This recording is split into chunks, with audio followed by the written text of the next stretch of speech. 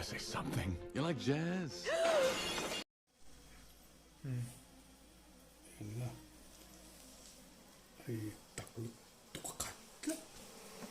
để tuổi thân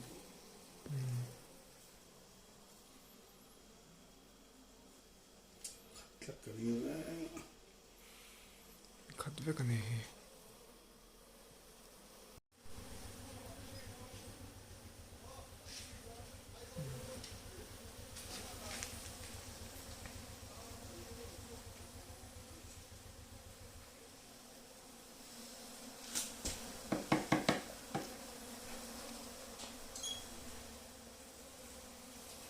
nó tắm tới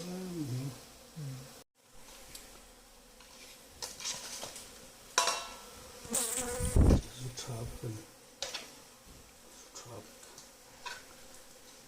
cái lạc tổ giống giống nó tắc bếp bây giờ cái lạc tổ đó sắp hai trăm khăn cái là dễ là chân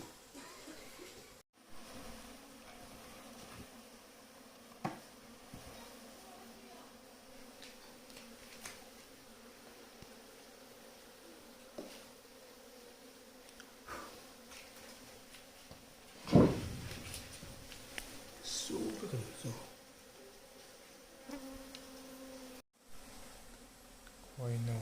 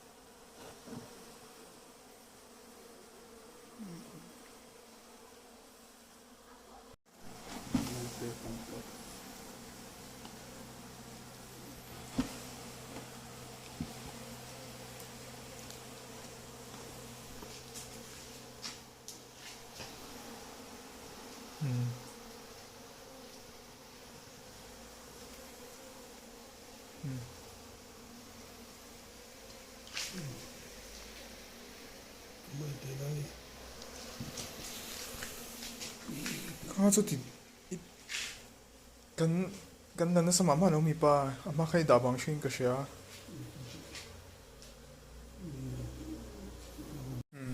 di kan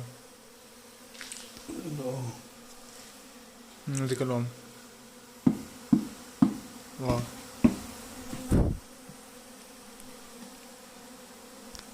di kan nó cứ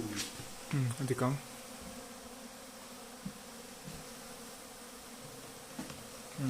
phải thật thắng cái khai nem cái chân nem đủ số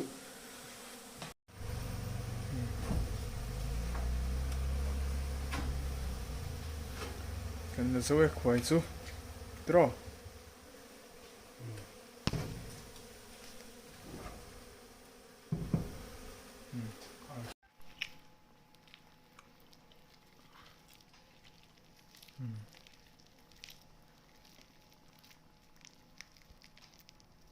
future air cái số phát của nó là một biết cái tập rồi là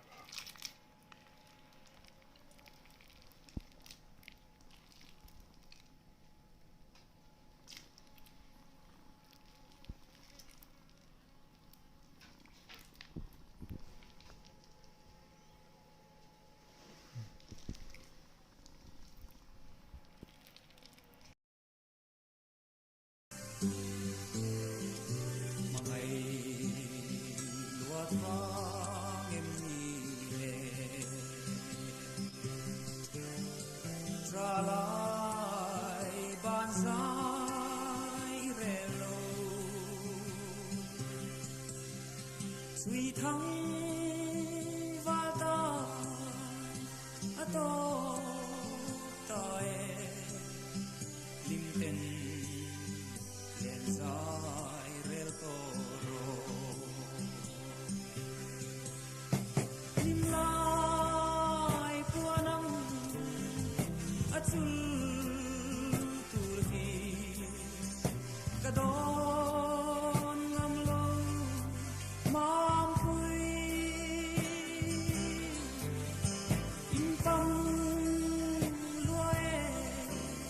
in chen tu ran ma quy ngài thiềm xa